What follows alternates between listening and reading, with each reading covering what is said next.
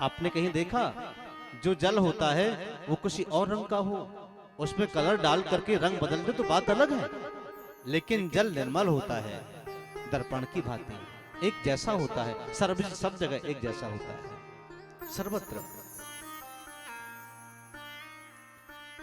उसका रंग बदलने के लिए आप कलर का आश्रय लेते हैं, ये लाल, ये हरा, ये गुलाबी, ये पीला, ये नीला आदि आदि। लेकिन जल का स्वभाव निर्मल है, एक जैसा है। ऐसे ही व्यक्ति का स्वभाव भी निर्मल है, लेकिन वो दूषित करता है, अलग अलग प्रकार के रंग डाल करके अपने मन के ऊपर उसे दूषित करता है, उसे मिलावटी बना देता है। तो प्रभु ये दुनिया बनाई कैसे? दुनिया में हम देखते हैं कोई गोरा है तो कोई काला है, कोई ज्यादा गोरा है तो कोई ज्यादा काला है, कोई कम काला है, कोई सांवला है तो कोई बहुत छोटा है, कोई बहुत मोटा, कोई बहुत लंबा। तो अनेक अनेक प्रकार के सांचे के लोग भगवान ने बनाए। तो ये मैं पूछना चाहता हूं, प्रभु ने ये सृष्टि कितने प्रकार की है? सृष्टि 6 प्रकार की है।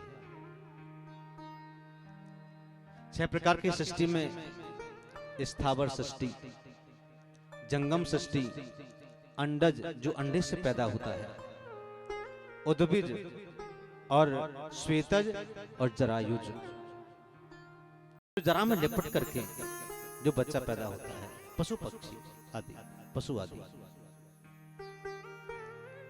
ये जो सृष्टि बनाई है इसमें हर प्रकार के जीवों की अलग अलग अलग अलग सृष्टि है, अलग अलग भांति की सृष्टि बनाई है। मनुष्य का जन्म अलग प्रकार से होता है, चिड़िया का अलग प्रकार के होता है, सांप का नेवले का अलग होता है, मोर का अलग होता है और पक्षियों का अलग होता है, पशुओं का अलग होता है। तो प्रभु मैं जानना चाहता हूं ये भगवान ने सृष्टि की रचना क्यों की और कैसे की, उनके मन में क्या आया? आदरणीय सुखदेव कहते हैं, राजन सुनो, एक बार भगवान अकेले बैठे थे, कुछ नहीं था, कोई भी नहीं था, चारों ओर जल ही जल भरा हुआ था। मन में विचार आया, अब तक मैं अकेला रहने लगा हूं, अब एक से अनेक बन जाऊंगा। एकोहम बहुश्यामी, एक से अनेक बनने के लिए भगवान ने तप किया विष्णु पुराण के द्वारा, और वो तप इतना गहरा किया, बहुत लंबे समय तक तप किया। उस तप के प्रभाव से नारायण की शरीर से जल निकलने लगा, जैसे फुवारे से जल निकलता है, धाराएं निकलती हैं, ऐसा शरीर में से जल निकलने लगा, चारों तरफ जल जल भर गया। जल में भगवान का शेष सैया पर निवास हो गया, शेष सैया पर रहने लगे, अर्थात उनका नाम पड़ गया नारायण। नार माने जल,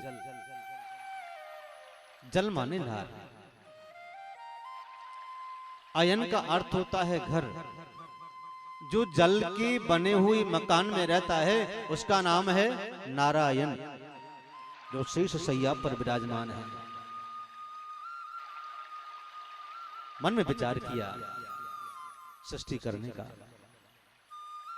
जब शेष सैया पर लेटे हुए थे तो अपनी नाभि देश से एक कमल का पुष्प उत्पन्न किया जो जल के ऊपर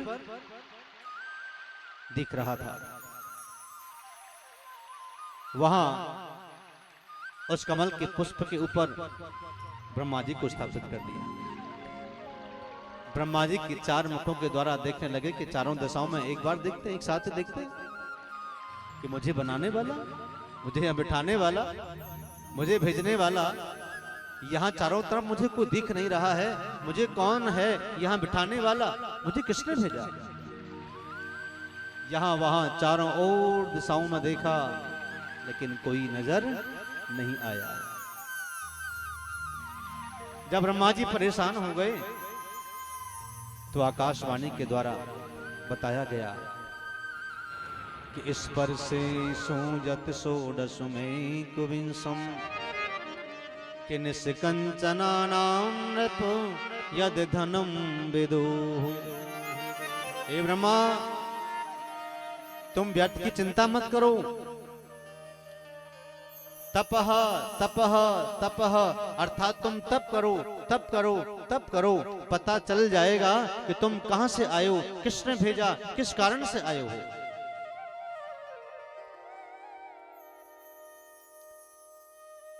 ब्रह्मा ने तप किया।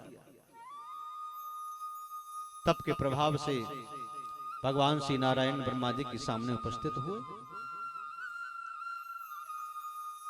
भगवान श्री नारायण ने ब्रह्मा से कहा, ब्रह्मा मुझे सृष्टि करनी है, अब एक से अनेक बनना है, आप तप करिए, आप सृष्टि करिए। आज से आपका एक नाम मैंने दे दिया है, विधाता, जो सबकी लेख लिखता है, कर्म लिखता है, भाग्य लिखता है, उसका नाम है विधाता। आज से आपका नाम विधाता है और आप सृष्टि करो। ब्रह्मा जी घबराए, प्रभु क्या बोल रहे हैं आप क्या कर रहे हैं ये?